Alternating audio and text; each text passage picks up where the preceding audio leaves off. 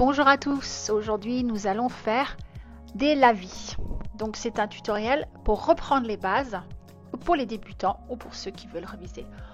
Nous allons donc voir différentes façons de faire des lavis et nous allons utiliser 3 papiers différents. Le papier Action premier prix, le papier Winsor & Newton milieu de gamme et le papier Arches haut de gamme. On y va?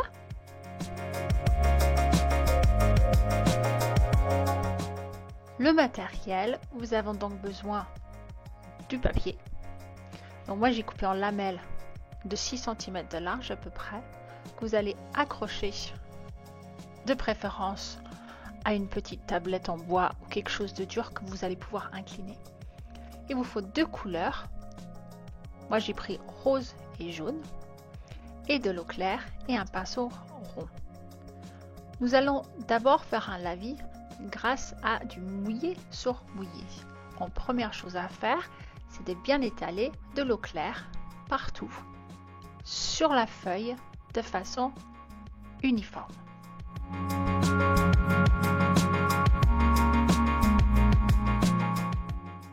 Alors combien d'eau faut-il mettre? Si vous en mettez pas assez, la peinture n'ira pas partout pareil, donc ça ne sera pas uniforme. Si vous en mettez trop, vous aurez des flecs sur la feuille et ça peut déformer la feuille et ça aura beaucoup de mal à sécher. Donc juste assez.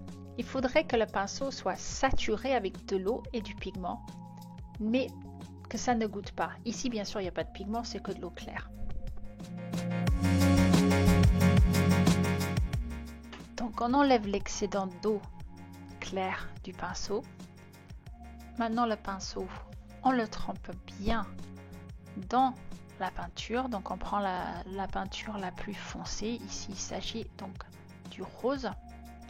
Nous allons donc incliner la feuille parce que nous allons commencer en haut et l'eau elle va couler vers le bas. Donc là c'est du mouillé sur mouillé, donc ça va couler plus facilement.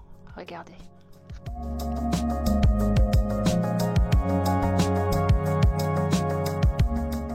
Comme c'est du mouillé sur mouillé, il y a beaucoup d'eau, donc ça coule très rapidement vers le bas. Donc je vais prendre mon jaune et je vais en ajouter juste là où le rose commence à s'arrêter. Et vous voyez, c'est déjà coulé jusqu'en bas.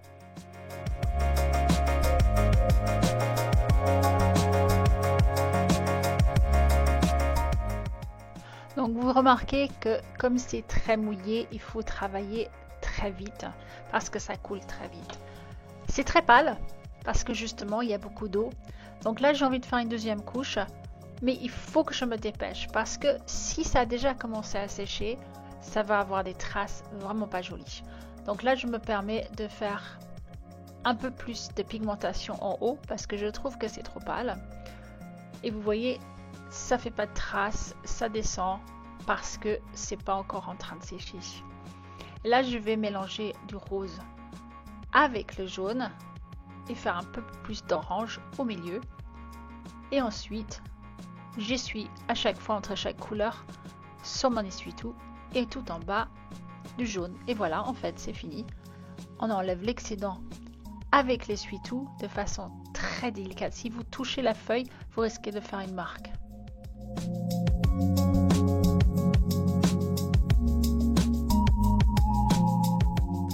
Alors je vais le laisser sécher un petit peu incliné pendant 1 minute, juste pour pas qu'il y ait de l'eau qui revienne en arrière. Je veux que l'eau reste plus en bas. Et là on va faire un deuxième. Cette fois-ci on va faire une autre technique. On va faire la technique mouillé sur sec. Donc ce qu'on fait ici, on ne mouille pas avec de l'eau claire. J'essuie mon pinceau que j'ai bien rincé. Et cette fois-ci, je vais directement le tremper dans le rose. Donc ma feuille elle est bien sèche. Je vais incliner et nous allons faire le même procédé. Sauf que la peinture va couler moins rapidement parce qu'il n'y a pas d'eau dessus.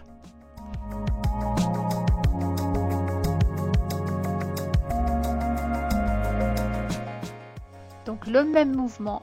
Gauche à droite, droite à gauche. Et là, regardez, vous voyez cette petite genre de gouttière en bas? Chaque fois que vous mettez le pinceau, vous prenez cette perle d'eau et vous le tirez vers le bas.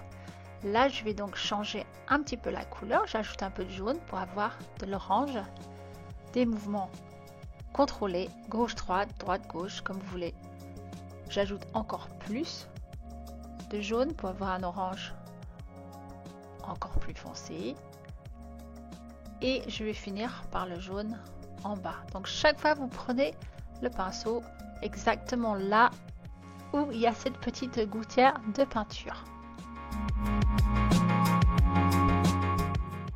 Comme avec la technique mouillé sur sec, il y a moins d'eau, il faut donc faire attention à ne pas repasser là où vous avez déjà mis le pinceau, sinon vous risquez d'avoir des traces. Voilà, j'essuie et après nous allons passer à deux autres. Donc là, je l'avais fait sur du papier Arches, donc le meilleur papier entre guillemets, le papier haut de gamme. Ici, nous allons le faire sur le papier Winsor & Newton, donc du moyenne gamme. Et là, nous allons faire exactement comme la dernière fois, mouillé sur mouillé, et puis mouillé sur sec. Et on va voir si les papiers réagissent de la même façon.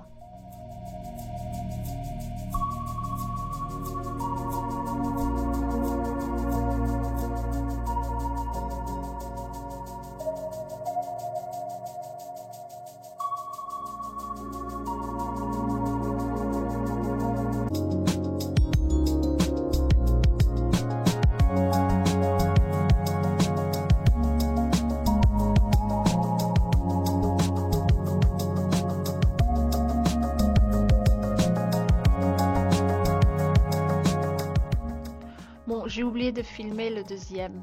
Donc on va passer au papier Action pour voir justement si ce papier-là réagit de la même façon que les autres ou pas. Donc pareil, mouillé dans le mouillé et mouillé dans le sec.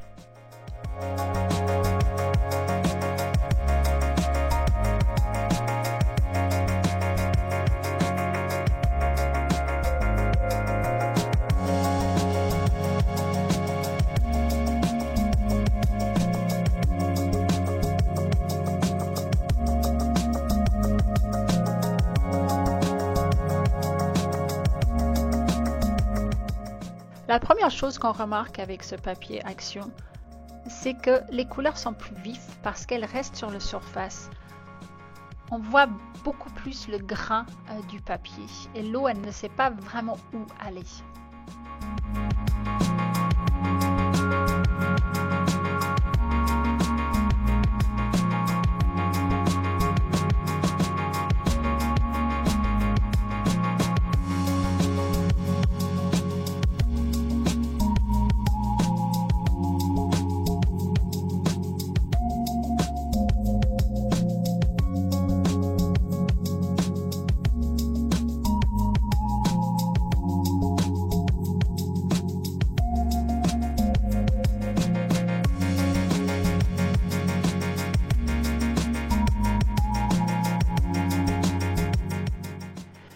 Qu'avons-nous? Alors en premier, nous avons donc le papier Action mouillé sur mouillé. Alors comme vous voyez, il n'a pas du tout aimé être trop mouillé. Il y a des taches qui se sont apparues parce que la peinture ne savait pas où aller et la feuille est gondolée. Là c'est l'Action mouillé dans le sec, c'est un petit peu mieux, mais c'est pas uniforme. Après c'est pas non plus très moche, mais vous voyez derrière quand même la feuille a été déformée par l'eau. Là, je ne vous avais pas dit, mais en fait, j'en ai fait un essai sur le Canson XL. Donc, il y a aussi un papier accessible, hein, c'est cellulose, c'est pas coton. Bon, c'est pas si mal. On voit quand même les traces du pinceau. Là, nous avons le Winsor & Newton mouillé sur mouillé. Pas mal, mais il a viré sur un côté. Donc ça, le papier Winsor & Newton, c'est 25% coton. Et là, c'est donc le Winsor & Newton mouillé sur sec. Donc c'est pas mal aussi. Les couleurs sont assez vives. Et nous passons donc aux Arches. Et là, par contre, vous voyez vraiment la différence. C'est plus pâle, certes, mais c'est beaucoup plus uniforme. Les couleurs se sont beaucoup mieux mélangées. C'est mouillé sur mouillé. Et en dernier, nous avons la arche mouillée sur sec. Très joli, le papier n'est pas du tout déformé, donc ça c'est du 100% coton. Et aussi on peut refaire un gradué par-dessus, on peut refaire un lavis, un glaçage par-dessus. Donc vous voyez, on peut quand même le rendre plus foncé.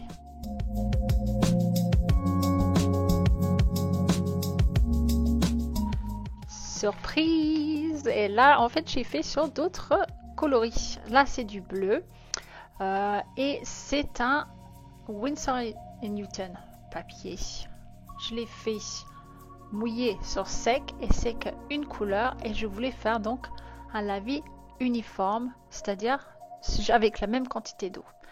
Là c'est aussi de Winsor & Newton et c'est du mouillé sur sec, mais là j'ai essayé de faire un lavis gradué, mais on voit bien les traces de pinceau. Après ça fait un joli haut. Ça c'est aussi de Winsor & Newton et c'est pareil, c'est du mouillé sur sec mais avec deux couleurs, bleu et jaune. Et ensuite nous avons un suspense. Alors ça c'est du arche et c'est du mouillé sur mouillé.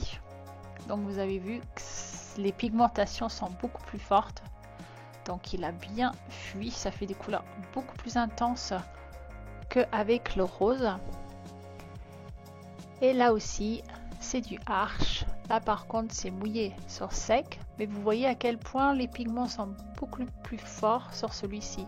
Donc les couleurs elles restent bien. Donc vous voyez, selon le papier et les couleurs, on n'a pas le même résultat.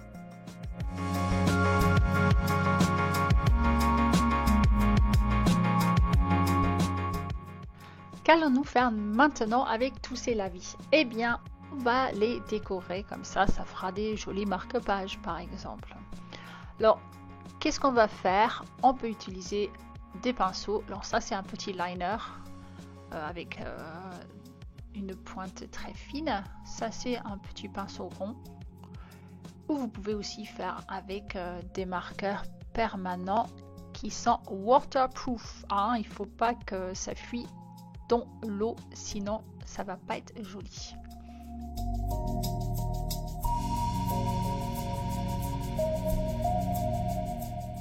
Ça c'est du gris de Paint, c'est une couleur que j'utilise très souvent.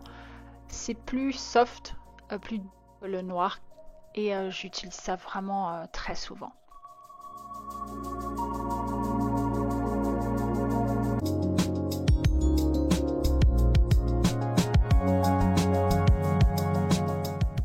J'ai fait un mélange de gris de Paint et d'eau, donc la consistance un petit peu comme de la crème liquide. Là je prends le papier Action en premier, donc vous voyez il a du mal à rester plat, donc je suis obligée de le tenir avec l'autre main. Et puis on va faire des silhouettes de fleurs ou d'herbes, comme un joli coucher de soleil.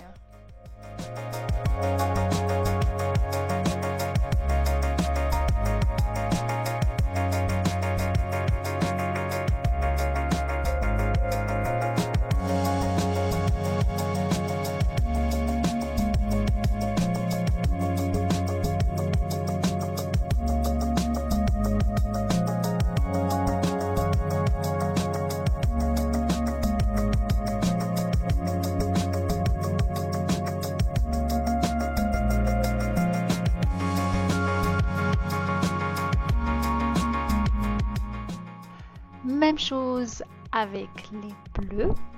On y va.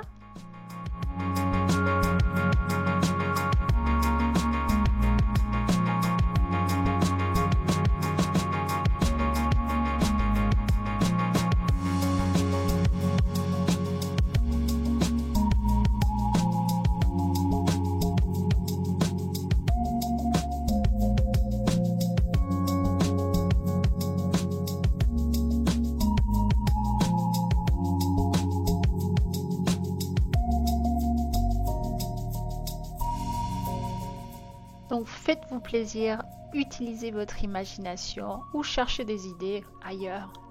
Voilà, c'est la fin du tutoriel. J'espère que ça vous a plu. À bientôt!